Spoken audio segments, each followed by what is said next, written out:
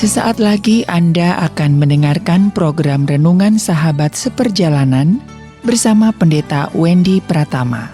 Selamat mendengarkan.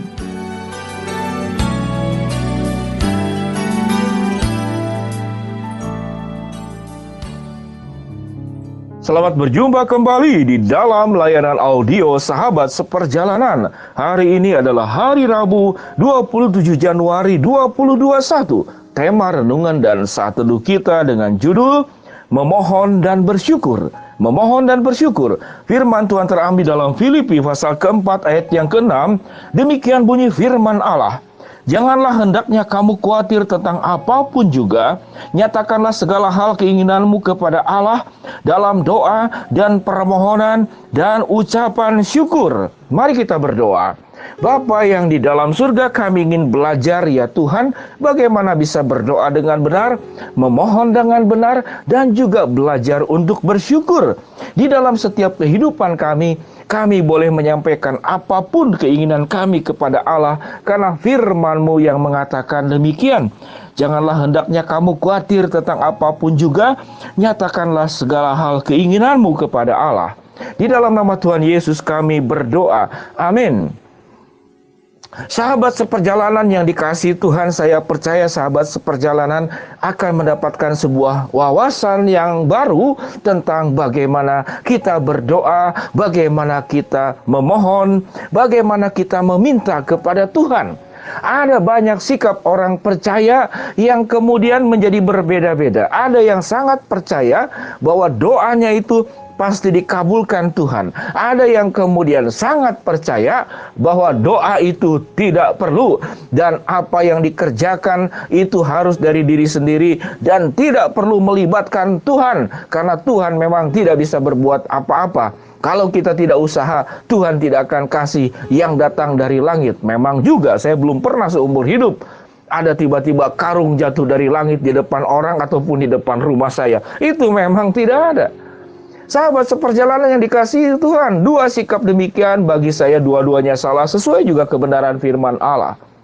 Jadi yang pertama adalah kalau dia berdoa, beriman pasti dijawab, itu salah. Kalau kemudian dia yakin bahwa tidak perlu berdoa, Tuhan tidak pernah memberikan sesuatu. Kalau kita tidak berjuang dengan usaha sendiri. Jadi berhasil atau tidak berhasil sangat tergantung perjuangan kita dan tidak perlu melibatkan Tuhan. Sahabat seperjalanan, itu dua ekstrim yang ada di sekitar kita. Mari kita belajar. Alkitab memberikan urutan yang sangat luar biasa dalam Filipi pasal keempat ayat yang ke-6. Yang pertama, urutan yang pertama adalah janganlah hendaknya kamu khawatir. Jadi artinya kenapa tidak boleh khawatir? Kenapa tidak boleh khawatir? Karena ada Allah yang menyertai kita. Karena ada Allah yang tahu bagaimana menjaga kita. Bagaimana memberi yang terbaik kepada kita. Sehingga kita tidak perlu khawatir. Kita hidup, kita ada juga diciptakan oleh Allah. Dan Allah akan menjaga kita, kecuali kita lahir atau hidup, atau saudara terbuat dari mana, atau keluar dari pohon jambu, atau dari pohon rambutan. Kan tidak demikian. Atau dari batu, akan tidak. Kita tercipta, kita terlahir, kita hidup di dalam dunia ini berasal dari Tuhan.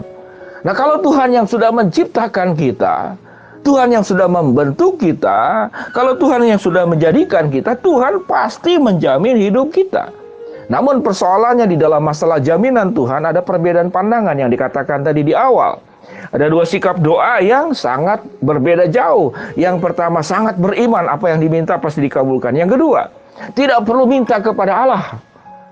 Kalau kita tidak usaha, kita tidak dengan berjuang sendiri, Tuhan tidak akan berikan apapun kepada kita. Atau orang tersebut memang tidak mempercayai Tuhan itu ada. Yang jadi pertanyaan, kalau dia tidak percaya Tuhan itu ada, saya mau tanya kepada orang yang tidak percaya Tuhan itu ada. Engkau lahir dari mana? Dari orang tuamu. Orang tuamu dari mana? Oh, dari orang tuanya lagi. Orang tuamu dari orangmu dari mana? Lalu siapa yang menciptakan manusia? Yang paling pertama, itu tentu Tuhan. Jadi sangat mudah menggugurkan keyakinan orang tersebut. Mari kita belajar selanjutnya. Kenapa tidak boleh khawatir? Nyatakanlah segala keinginanmu kepada Allah. Banyak orang percaya hanya berhenti kepada nyatakan segala keinginanmu kepada Allah. Dengan menyatakan segala keinginan kepada Allah di dalam doa, seakan-akan dia yakin bahwa apapun yang diminta pasti dijawab kalau dengan iman. Ternyata tidak demikian. Selanjutnya, nyatakanlah segala keinginanmu kepada Allah dalam doa. Ayat ini tidak berhenti pada di sini, lalu dilanjutkan dengan apa? Dengan dan permohonan.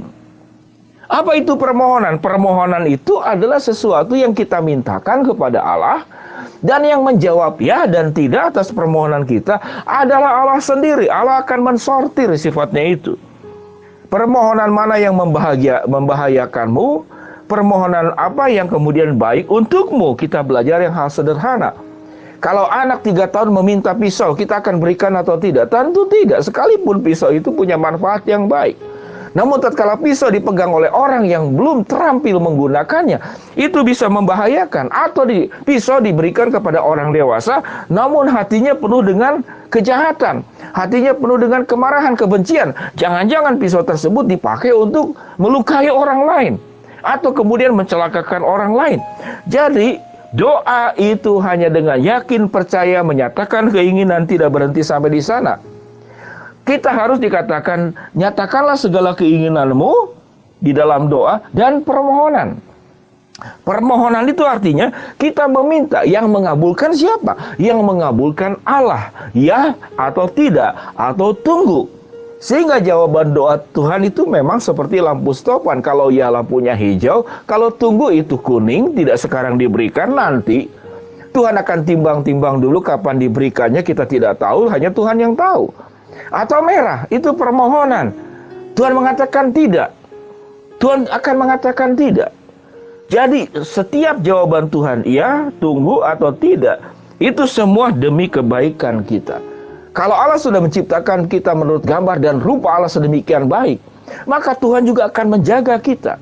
Kita harus siap hati untuk jawaban Tuhan iya, nanti tunggu atau tidak. Sebagian orang mengatakan, wah, kalau mengatakan Tuhan itu tidak atau kemudian nanti, berarti kita tidak beriman. Berarti kelompok ini adalah kelompok orang yang memaksakan kehendak kepada Allah. Sementara Yesus sendiri di dalam doanya, jadilah kehendakmu dan bukan kehendakku. Itu Yesus. Lalu siapa dirimu? Kalau setiap permintaan dan keinginanmu, lalu Tuhan harus mengabulkan. Engkau menjadi Tuhan, maka engkau yang mengatur Tuhan. Sahabat seperjalanan yang dikasihi Tuhan, untuk memahami perjalanan iman seperti demikian memang tidak mudah. Saya berikan satu contoh sederhana. Kalau Anda kemudian mendirikan rumah, lalu rumahnya itu tanahnya tinggi sendiri, engkau tidak mempertimbangkan rumah-rumah penduduk kampung sana. Kalau ada banjir, engkau tidak terkena banjir, hanya kemudian penduduk kampung yang terkena banjir. Maka pembuatan rumah tinggi sendiri itu keliru besar, sehingga setiap doa itu ada pertimbangan dari Allah itu yang luar biasa. Sahabat seperjalanan yang dikasihi Tuhan, Anda meminta hujan, sementara orang lain sedang membutuhkan matahari, maka Tuhan akan timbang-timbang. Sebagaimana orang tua kalau punya anak 5, 4, 3, atau orang tua zaman dulu, bisa 10, bisa 11, bisa 12. Saya bertemu dengan satu keluarga dari seorang ibu, itu anaknya 16, itu luar biasa. Maka setiap permintaan itu di dalam pertimbangan Allah, Tuhan tidak memikirkan hanya dirimu sendiri. Ada dampaknya kepada orang lain, ada dampaknya kepada lingkungan, ada dampaknya juga kepada orang banyak. Dan itu baik atau tidak baik untuk dirimu. Sahabat seperjalanan yang dikasihi Tuhan, mari kita belajar tentang memohon dan bersyukur. Yang ketiga adalah dan ucapan syukur. Ucapan syukur waktu Tuhan kabulkan, engkau harus tetap itu bersyukur mudah sekali.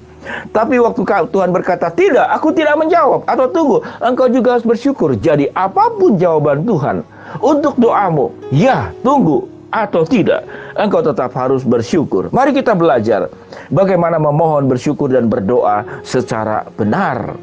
Mari kita berdoa. Bapa yang di dalam sorga, hamba-Mu berdoa buat sahabat seperjalanan yang sedang sakit di rumah sakit ataupun di rumah. Tuhan jamah, Tuhan sembuhkan. Buat sahabat seperjalanan yang sedang memohon, berharap, menginginkan sesuatu, Tuhan akan kabulkan. Buat sahabat seperjalanan yang sedang menghadapi rintangan, persoalan, masalah dalam kehidupan, Tuhan yang membukakan jalan. Biar kami boleh belajar ya Tuhan, di dalam setiap menyampaikan keinginan kami kepada Tuhan, biarlah kami boleh belajar sifatnya adalah memohon. Apapun jawaban Tuhan, itu adalah yang terbaik untuk kami semua. Satu hal yang pasti, bahwa kita tidak perlu khawatir. Kalau Allah sudah menciptakan kami sedemikian indah, sedemikian baik, sedemikian luar biasa, maka Tuhan juga akan menjaga, memelihara kami dengan cara-caranya Tuhan. Di dalam nama Tuhan Yesus kami berdoa, amin. Shalom sahabat seperjalanan, selamat beraktivitas, Tuhan memberkati kita semua. Selamat berdoa dengan benar, amin.